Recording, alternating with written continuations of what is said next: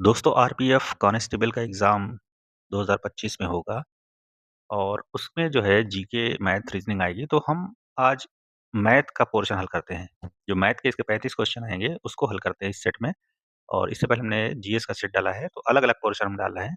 Mathematics का अलग, reasoning का अलग और जीएस का अलग। तो देखिए, मैथमेटिक्स को हम सॉल्व करते हैं, किस तरीके के क्वेश्चन इसमें आएँगे, तो आपको प्रैक्टिस कराते हैं हम। तो देखिए, पहला क्वेश्चन है इसमें सबसे छोटी अभाज्य संख्या कौन-सी है? ठीक है?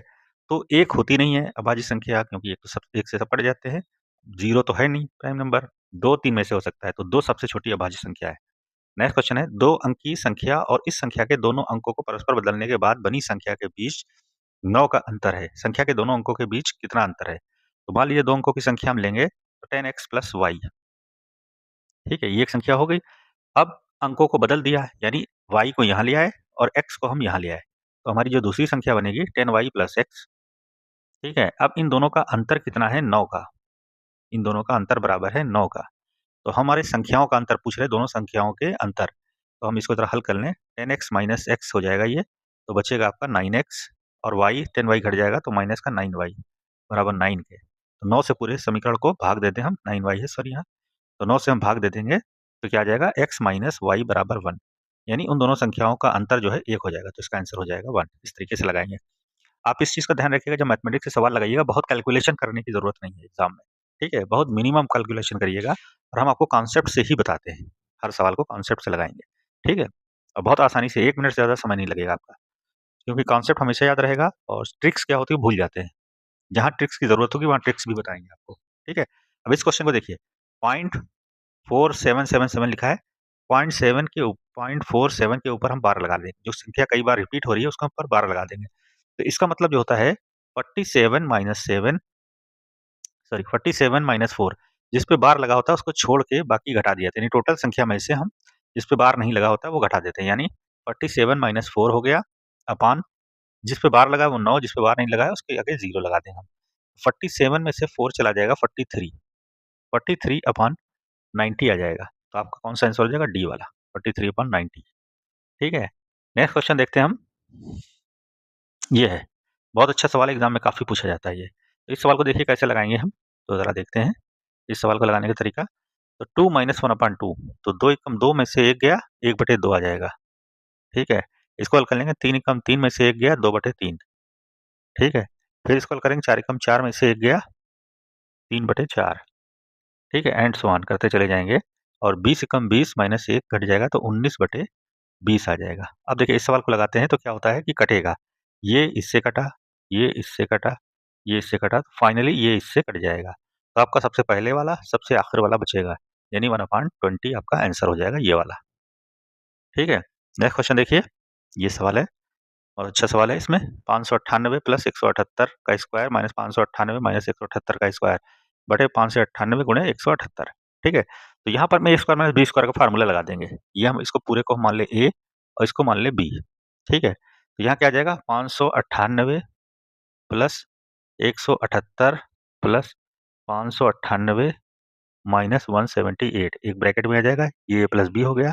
फिर दूसरे ब्रैकेट में आ जाएगा 598 प्लस 178 माइनस 598 प्लस 178 हो जाएगा, ठीक है? तो यहाँ से 178 कट गया, ठीक है? 178 कट गया, यहाँ 598 कट गया, तो 598 2 बार आ जाएगा, यहाँ 178 2 बार आ जाएगा, तो 2 हम कॉमन ले लेंगे, तो क्या हो जाएगा,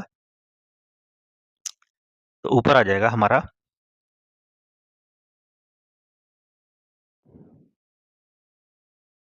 2 गुणे ब्रैकेट में आ जाएगा 598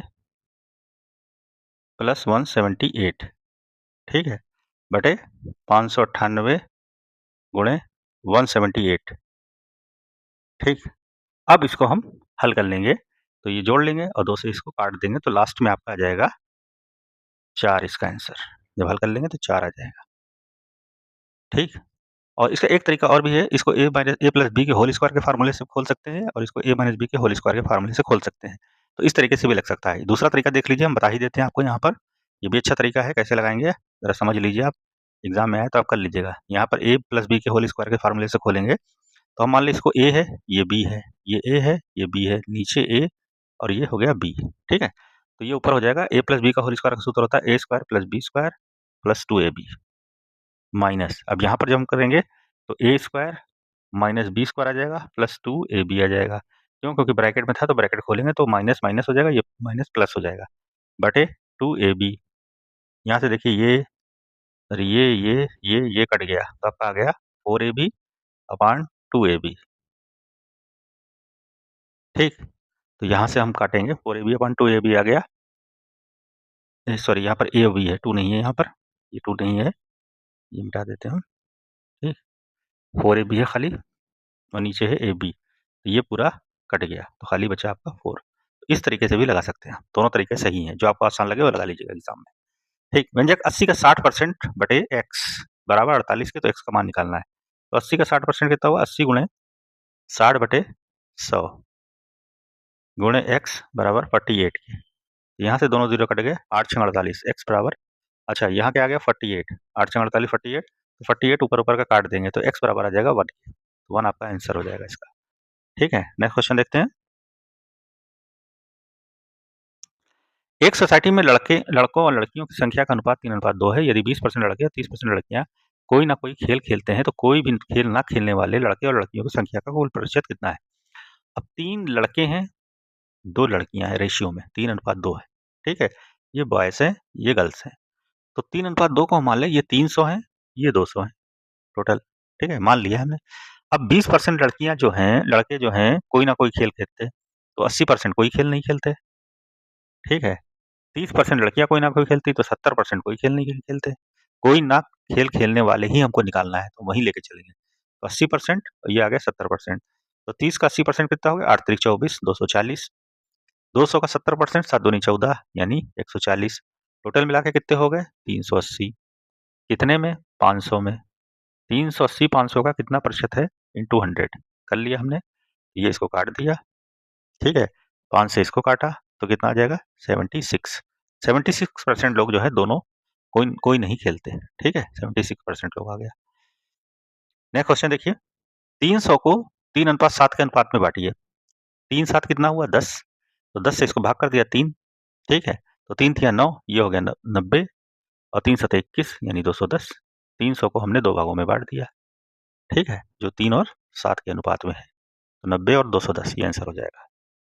एक विद्यालय के 2 सेक्शनों में विद्यार्थियों की संख्याओं का अनुपात 2:3 है। यदि प्रत्येक सेक्शन में 12 विद्यार्थी और बढ़ा दिए जाएं तो अनुपात 8:11 हो जाता है।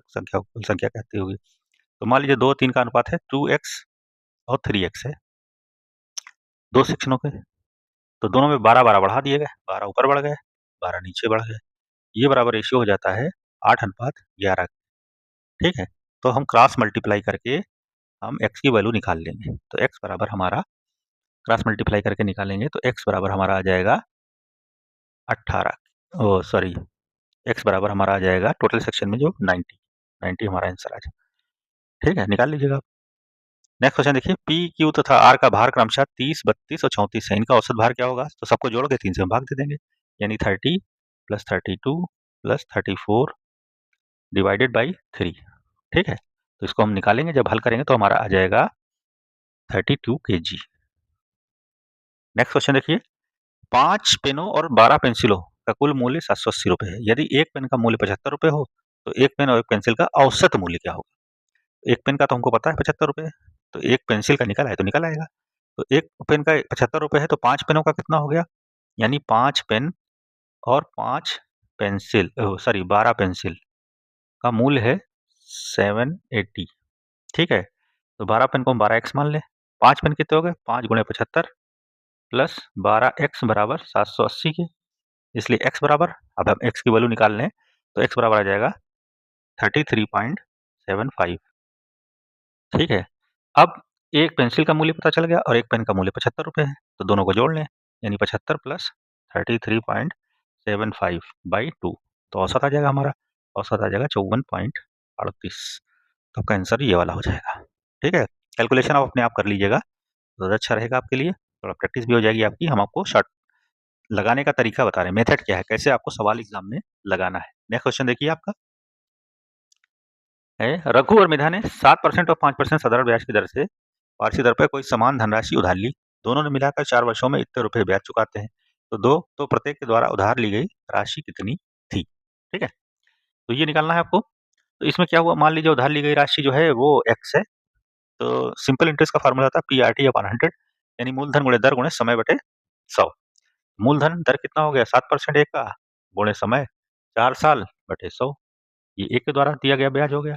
दूसरा देखिए x गुणे 5% गुणे 4 बटे 100, टोटल कितना है ब्याज आपका 960। ठीक है, अब ये हल कर लें तो x की वैल्यू हमारी निकल आएगी। तो x की वैल्यू कितनी आ जाएगी, हम हल कर लेंगे तो 2000 रुपये आ जाएगा। प्रत्येक ने 2000 रुपये लिए, उधार लिए। ठीक है, नेक्स्ट है नीलम और अनीता ने क्रमशः 3000 और 2000 2.5 वर्ष के लिए साधारण ब्याज की दर पर उधार लिए।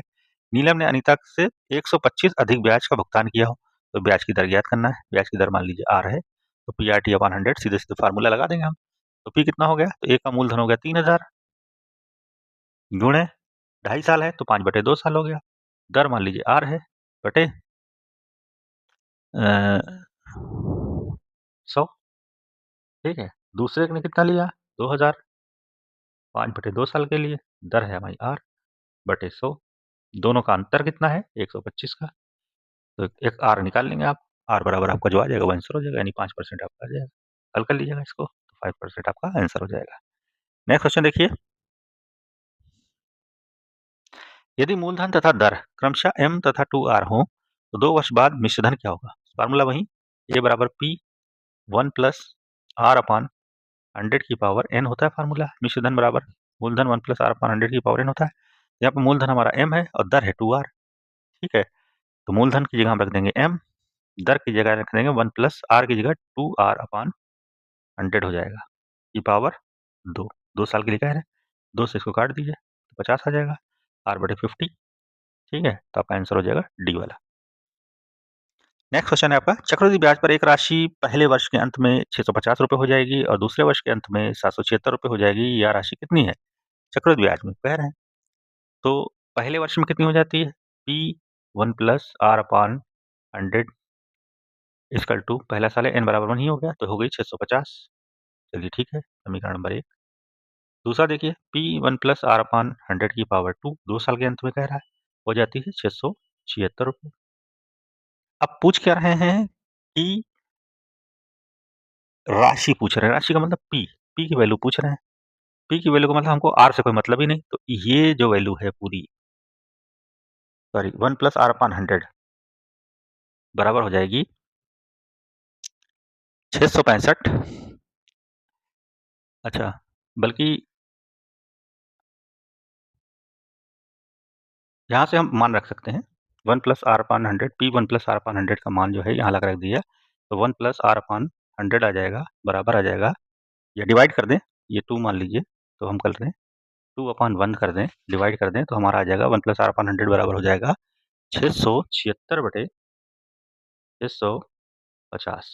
ठीक है, 1 प्लस R अपान 100, इसकी वैल्यू पूरी उठा के इसमें पुट कर दीजिए, तो P हमारा निकल आएगा। तो P बराबर हमारा जो आंसर निकालेंगे तो आ जाएगा 625। ठीक है, तो ये आपका आंसर हो जाएगा।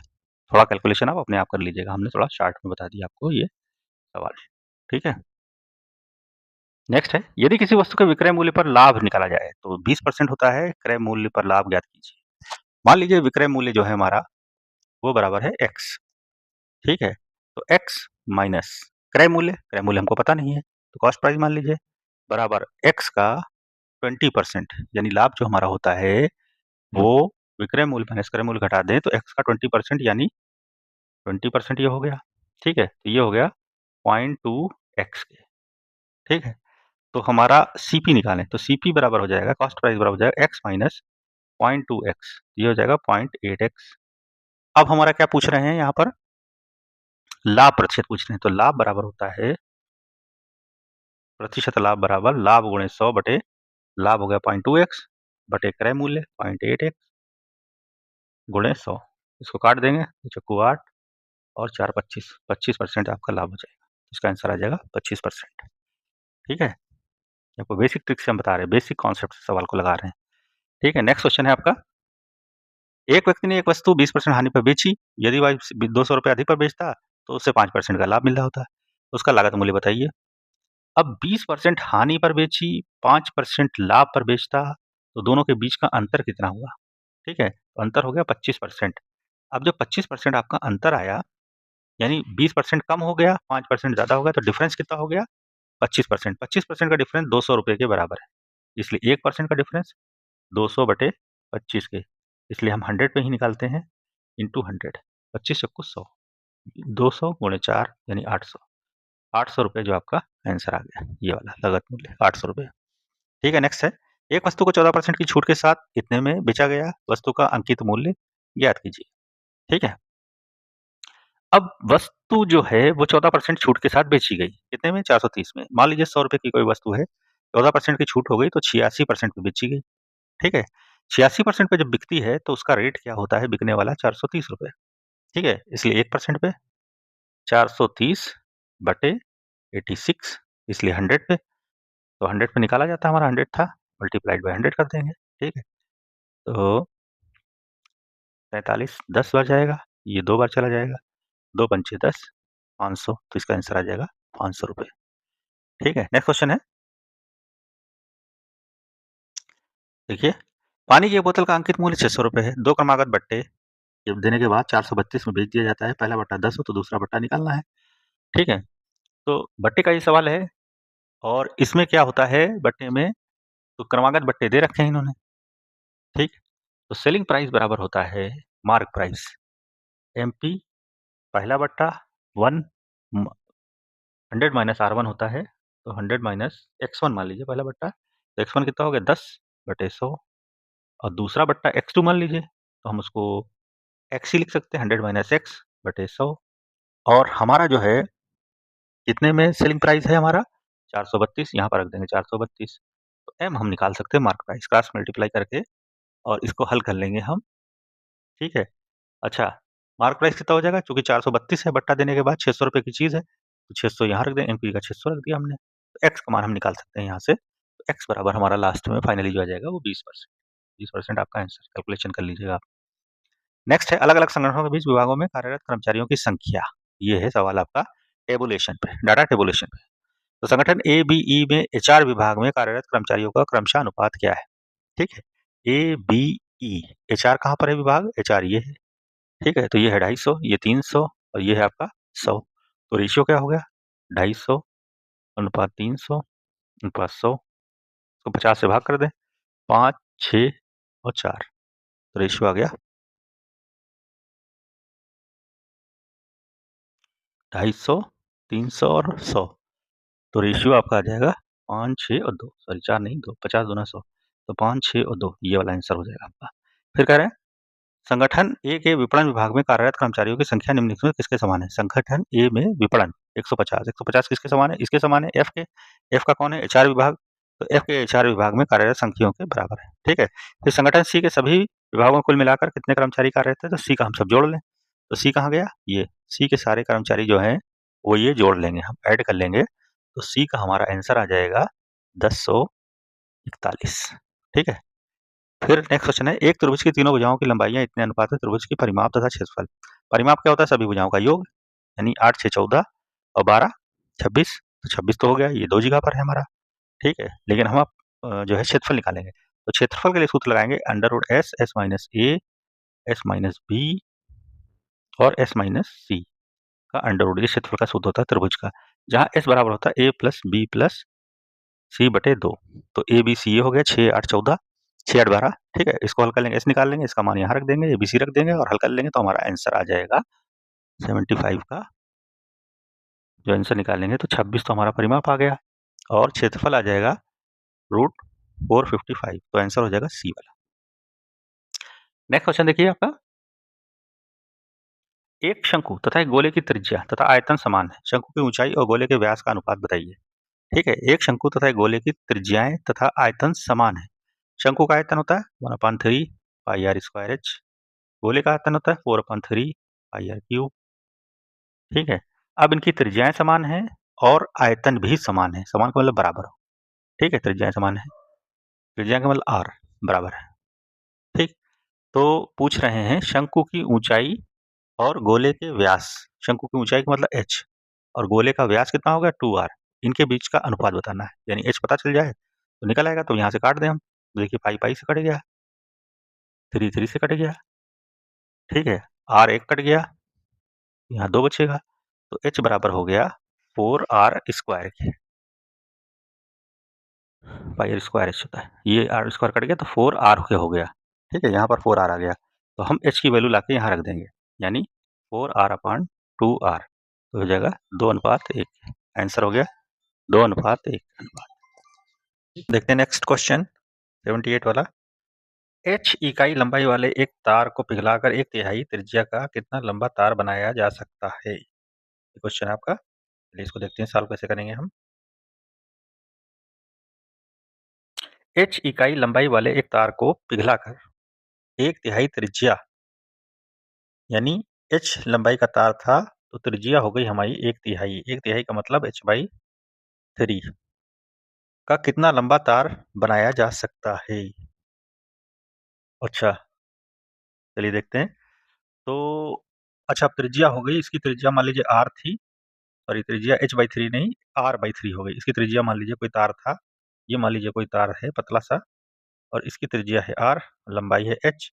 अब त्रिज्या हो गई 1/3, लंबाई कितनी हो जाएगी ये आपको निकालना है, ठीक है। तो मटेरियल तो उतना ही रहता है, तो ये बेलन हो गया, बेलनाकार हो गया तार, तो बेलन का आयतन होता है पाई आर स्क्वायर एच बराबर पाई आर की जगह आ जाएगा r/3 का स्क्वायर और इंटू एच हो गया कैपिटल एच मान लीजिए इसको, ठीक है। तो अब इसको हल कर लें तो ये आ जाएगा pi r square upon 9 into H.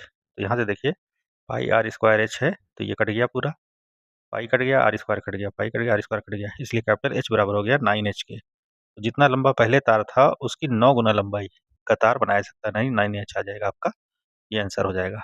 Next question है आपका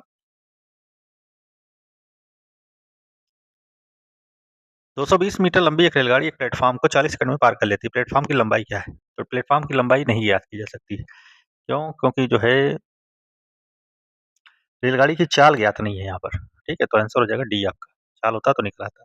नेक्स्ट है, एक लड़का अपनी साइकिल से 10 किलोमीटर की दूरी 12 किलोमीटर प्रति घंटा की गति से तय करता है और 12 की दूरी 10 किलोमीटर प्रति घंटा की गति से तय करता है। पूरी यात्रा में उसकी औसत गति क्या है? ठीक है, तो हम जोड़ लें यहाँ पर कुल समय जो लगेगा उसको। 10 किलोमीटर की दूरी 12 घंटे में तय करता है तो समय लगेगा 10/12, समय बराबर दूरी बटे चाल क्या होता है, और 12 किलोमीटर की दूरी 10 की स्पीड से तय करता है तो 12/10 हो जाएगा, ठीक है। तो टोटल समय जो हम निकालेंगे इन दोनों को जोड़ लेंगे तो जोड़ के आ जाएगा 244/120, ये आ गया समय टोटल, ठीक है।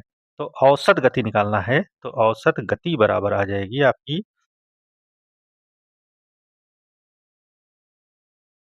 टोटल गति हो गई आपकी 10 और 12, ठीक है, यानी 22, और इसको समय से हम भाग कर दें, यानी 244 से भाग कर दें, 244/120, तो इसको हल कर लेंगे हम तो हमारा आंसर आ जाएगा 10.8 किलोमीटर पर आवर, ये वाला आपका आंसर हो जाएगा। नेक्स्ट है, 3 टंकियों में क्रमशः